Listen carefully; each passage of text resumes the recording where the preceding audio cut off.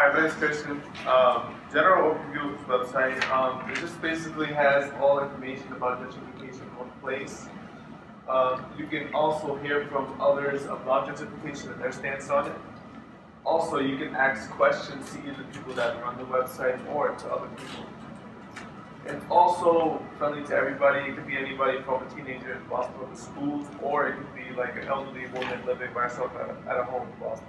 Either way. The term gentrification is often used negatively, suggesting the displacement of poor communities by rich outsiders. But the effects of gentrification are complex and contradictory, and its real impact varies. And we got that from PBS. We actually liked how they, gave that definition, and it showed different views.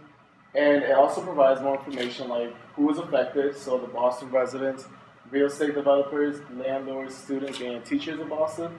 Um, what it is, so the displacement of families throughout Boston, where, so it happens every day, different families, rent increases, new buildings are made, and why this happens, because people can no longer pay for the rent, so they have to therefore move somewhere else where they can actually afford it. So the blog is a space in which you can read about others being interviewed on their perspectives of gentrification. And when you scroll down the page, there's a comment box here, and it allows you to comment and share your thoughts on these interviews. So in this section, you can see the 4 videos that we showed you earlier, and it also includes some informational videos about gentrification as well. Next is the resource page, which contains a list of organizations that can support someone who may experience the different effects of gentrification. These resources that we have here are only located in the Austin-Lorraine area. We would like to add the same resources for the rest of the cities in order for it to be a website useful for all neighborhoods of Boston, not only Austin-Lorraine, but everywhere. Now that we showed you guys the website, we asked you guys to consider hosting the website, and we would like to make you host the website because it shows the city cares, and gentrification is a real thing, and it's growing, and it's becoming a problem in the city. So we would like to actually open questions to you guys. Great. Well, thank you very much, guys. That was really impressive. You guys are on applause.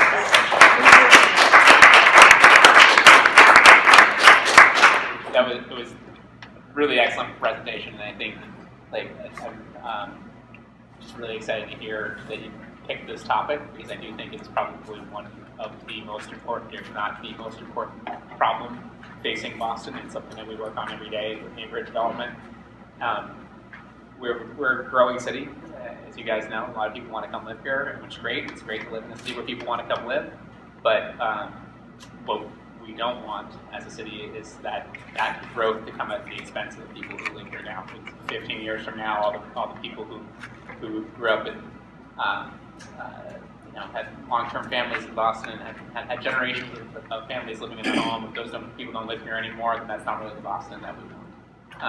And that's something that Mayor Walsh cares very much about, something he asks us to work hard on every day, and it's something we can't do by ourselves, just city government, something we have to do with everyone who lives in the community to try and figure out how we're going to address this challenge. So I think that the fact that you jumped on this as a pressing issue, and an issue that you want to make an impact on, is tremendous. And you got a lot of, I love the way that you presented a lot of the challenges and made them very much real life, right? Real what's affecting you and what's affecting people that you know. So I was very impressed by that. And I think one of the strategies you guys are presenting, which is great, is a communication strategy, right? Are people aware that this is an issue? Right? Are people, certainly you guys are, but is everyone in Boston aware that this is an issue? I think that's really important. And do we have little tools to be able to talk about it? So I think having a website that communicates that is really helpful. I'd like to pick up on something Devin said, which is just how impressive this is that you guys are doing this. As a former teacher, I can say that you guys are rare students in how much you care about your community and how aware you are of what's going on around you.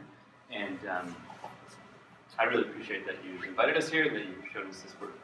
I'm curious, you guys, Devin said you made an amazing communication presentation to people and really shown the personal effects of this.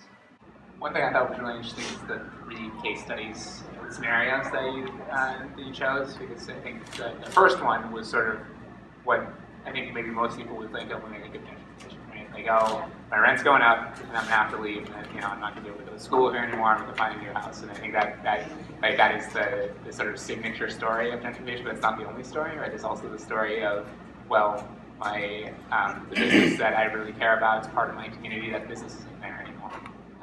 And I think the homeowner example is an interesting example, because that's sort of, when you think gentrification, you're primarily talking about renters in the short term, but over the long term, people might choose to sell their homes, choose to cash out, take that big check and move to a different neighborhood, and that's sort of a longer term impact. So I appreciated the 3 different viewpoints, because it's not just, you're not just presenting one. What do you think, if you had to prioritize one of those to say this is the thing that we should work the hardest on, or spend most of our time on, what would you pick? Like, I like all of them. Yeah. Because the first one focuses on, like, school, and like when you see your friends going. Yeah. The next one is on, like, you saw, like, the bakery. Yeah. It's a part of the community. It makes, like, the community come together. It's like a culture. Yeah. And once that goes, it's like the culture's kind of going with it. So people start to, feel different, like, Yeah. What's going on here. And the third one is like, a person that's like, that house has been in their family. Yeah. It's like, like the movie Up. It's like they don't want to leave. That house, had so many memories. They want to pass it on. And they want to show, they want to show that they've been there for a long time, and they want to continue on that tradition and say, that this house has been in my family. But for me, I feel like I like the family one, because it affects kind of all of them. Yeah. Like for the school, they had to move out. The house has to go with them. Maybe the parents don't want to sell the house, but people keep on constantly coming and knocking on the door, and they probably get to the point, okay, let them start thinking about this.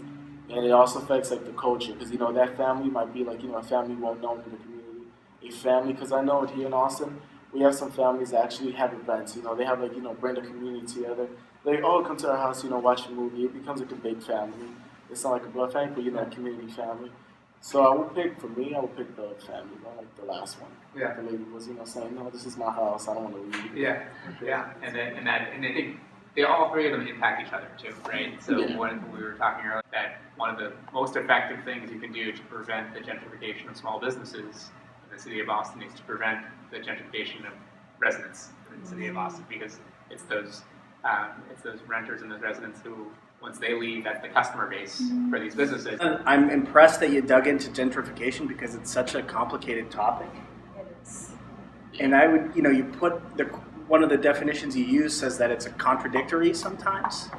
And it's so hard to have conversations about things that mean different things to different people.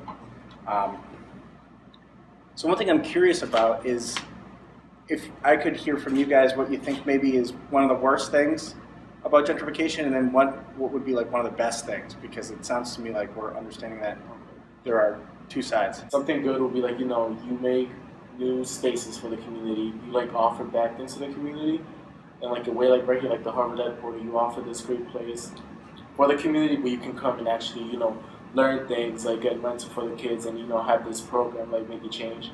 So that's like one of the good things about gentrification.